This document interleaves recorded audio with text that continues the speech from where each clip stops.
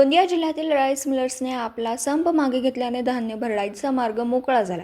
मात्र दुसरीकडे धान्य खरेदी संस्था चालकांनी धान्याची तूट पाहता जोपर्यंत पणन विभाग धान्य खरेदीवरची तूट मान्य करीत नाही तोपर्यंत धानाची उचल देणार नसल्याचा पवित्रा धान्य खरेदी संस्था चालकांनी घेतला।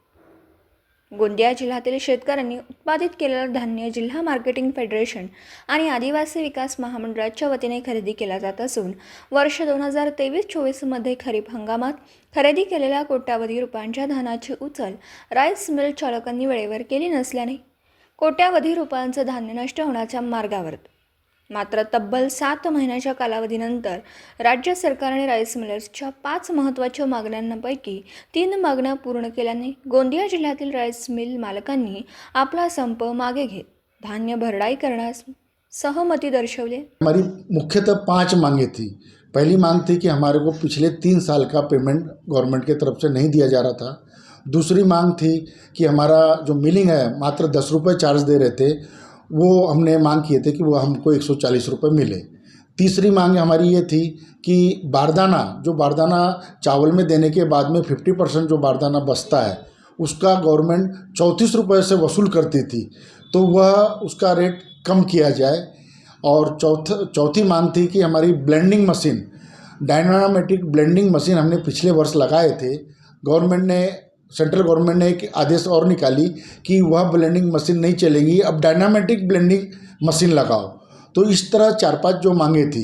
जो मिलिंग की जो मांग थी, उन्होंने अभी हमको आश्वासन दिए कि हम 50 रुपये आपकी मिलिंग कर रहे हैं और ये इसी अधिवेशन में हम कर देंगे, और जो आपका 3 साल का पेमेंट रुका हुआ है वह भी हम जल्द से जल्द पूरा कर देंगे। इस वजह से हमने यह हड़ताल पीछे लिए, और पीछे लेने का एक महत्वपूर्ण कारण यह भी था कि टीडीसी का धान ओपन में रखा हुआ है। अगर हम यह मांग पीछे नहीं लेते, अभी हड़ताल संप तोड़ते नहीं, तो यह करीबन 27 लाख कुंटल धान सड़ जाता।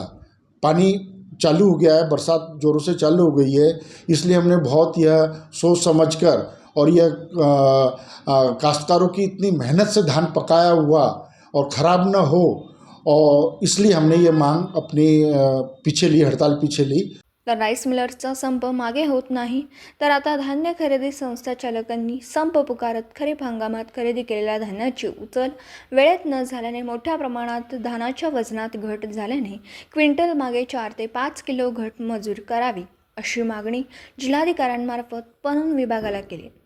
तर जोपर्यंत धानाची घट मंजूर होत नाही तोपर्यंत धान्य गोदामातून राईस मिलर्सला भरडाईसाठी देणार नाही अशी भूमिका धान्य खरेदी संस्था चालकांनी घेतली।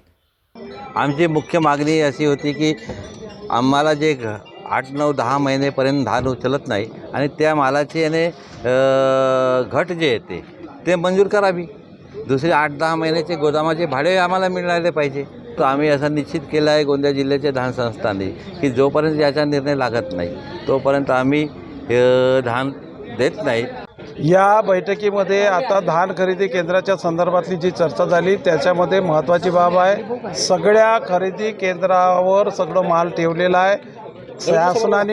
शासनाने उचल केलेली नाही, त्याच्यामुळे हा उचलचा प्रश्न कलेक्टरनी सांगितलं की हा शासनाच्या स्तरावर आहे, त्याच्यावर मी काही निर्णय करू शकत नाही। आणि म्हणून आमची एकच मागणी आहे की जो खरेदी केंद्राच्या गोडाऊनमध्ये माल आहे त्याच्या घटीची जबाबदारी शासनाने उचलावी, घट मंजूर करावी। घटच्या बाबतीमधला जो काही नुकसान असेल तो शासनाने बेअर करावा, ही भूमिका आम्ही घेतलेली आहे। आणि कलेक्टर म्हणतो की मी माल उचलणार आहे, माल देण्यासाठी सगळ्या खरेदी संस्था तयार आहेत, पण सरकार याच्यावर चर्चा करायला तयार नाही। सरकार खरेदी केंद्राच्या लोकांना काही मूर्ख समजते का? एका बाजूला आज धान खरेदी केंद्राचे माल उचलला नाही, रब्बीच्या शेतामध्ये जो काही धान झाला लोकांचा तो धान यावेळेस खरेदी केलं नाही, म्हणून आम्ही निर्णय घेतलेला आहे आता या ठिकाणी सगळ्या खरेदी सहकारी संस्थांच्या की कुठल्याही प्रकारचं माल उचल करण्याच्या आधी घट कशी देता येईल याच्यावर निर्णय जोपर्यंत करत नाही तोपर्यंत कुठल्याही खरेदी केंद्राच्या गोडाऊन माल उचलण्यात देणार नाही।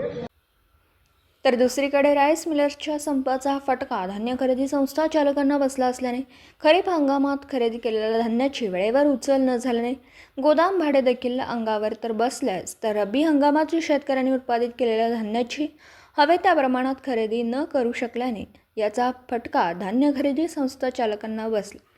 तर दुसरीकडे शेतकऱ्यांनाही आपलं धान्य खाजगी व्यापाऱ्यांना कमी दरात विक्री करावं लागेल. त्यामुळे या सरकारचा शेवटचं अधिवेशन सध्या मुंबई येथे सुरू असून राज्य सरकार राईस मिलर्सप्रमाणे धान्य खरेदी संस्था चालकांच्या मागण्या सोडवून कधीपर्यंत धान्य भरडाई पूर्ण करते याकडे सर्वांचं लक्ष वेधून आहे. दिवसभरातील घडामोडींचा आढावा घेण्यासाठी पाहत रहा N24 मराठी न्यूज चॅनल.